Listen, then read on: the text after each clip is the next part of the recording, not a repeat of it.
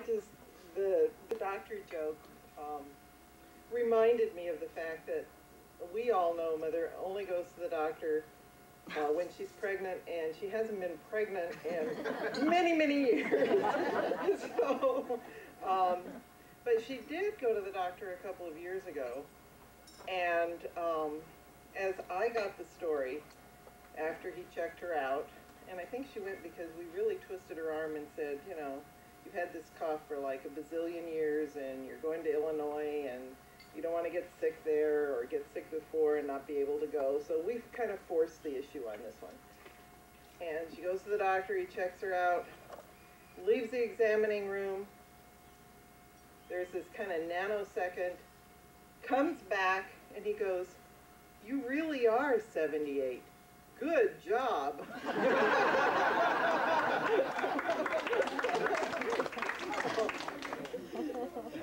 So maybe, I don't know, she lives right, I guess when Kathy called and said we were going to have the open mic and to start, you know, thinking about something to say, and I suppose there are lots of things I could say, but, you know, she's always been there for me.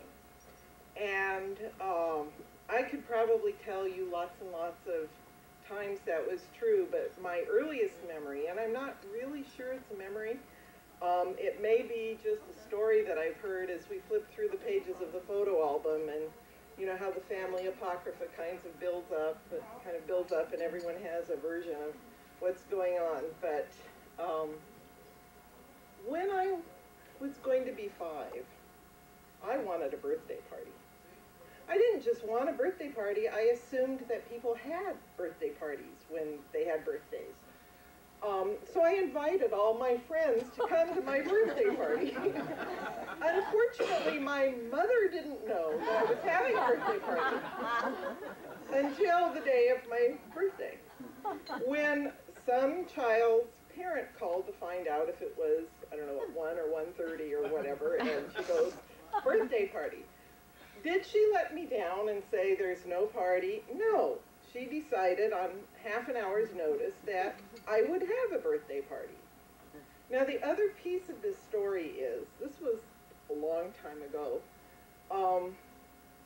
and when she did her ironing, she had several dresses, I guess, that buttoned all the way down the back. So when she would iron the dresses, she would button them up to the waist so she could just slip them over her head and finish buttoning from the waist up and do her thing. She was dressed.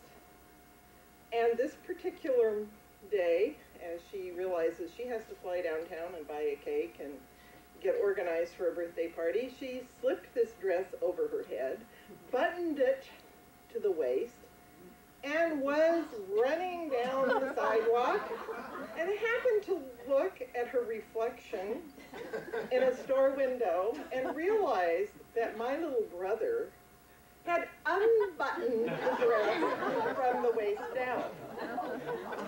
God. But I had the birthday party.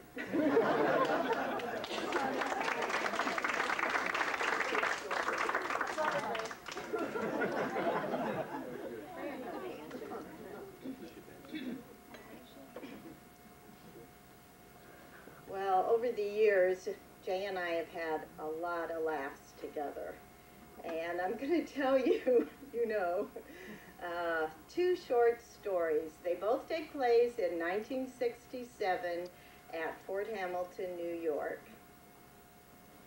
My father was on the staff and faculty of the chaplain school there, and in those days, no officer's wife ever went to any event without a hat and gloves. And my mother was on her way to an event of which my father was a very important part, and she got there just in the nick of time. And her escort was waiting to take her down the front to sit, and he gave her name tag, because that's another thing the military does, you wear name tags everywhere. And she pinned on her name tag, and he grabs her to start down the aisle, and she realizes, oh my gosh, I've pinned the finger of my glove to my name tag. Well, there was was no way she was going to be able to undo it. And so she thought, okay, I have two choices. I can walk down the aisle with a glove hanging off my name tag, or I can do what good military wives do and be patriotic. And she walked down the aisle saluting the flag. She also has the ability to think on her feet. The other story I'm going to tell you is a story that Jay and I have laughed over ever since 1967, and I'm sure we will for years to come. I don't know if it's funny telling it, but if you were there, believe me, it was funny. There was a church in Garden City, New York, which is a very upscale town in New York, and this was a very upscale church, and they were in between ministers. So they asked if my father would come and preach on Sundays until they got a new minister, and he agreed to do this.